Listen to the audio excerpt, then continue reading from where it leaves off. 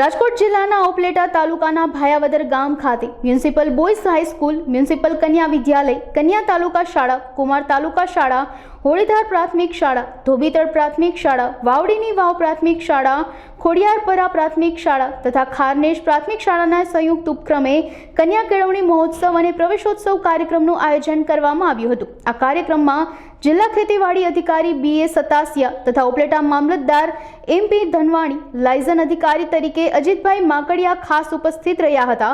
દરેક શાળામાં નવા પ્રવેશ મેળવનાર બાળકોનું મહેમાનોના હસ્તે કીટ તથા પાઠ્યપુસ્તકો આપીને સ્વાગત કરવામાં આવ્યું હતું। આ ઉપરાંત દરેક શાળામાં દરેક ધોરણમાં પરીક્ષામાં પ્રથમ નંબર મેળવનાર વિદ્યાર્થીનું ઇનામ, પ્રમાણપત્ર અને શિલ્ડ દ્વારા સન્માન કરવામાં આવ્યું હતું। કાર્યક્રમની આભાર વિધિ મ્યુનિસિપલ હાઈસ્કૂલના આચાર્ય AA મકરાણીએ કરેલ। કાર્યક્રમના અંતે મહેમાનોના વરદ હસ્તે વૃક્ષારોપણ કરવામાં આવ્યું હતું।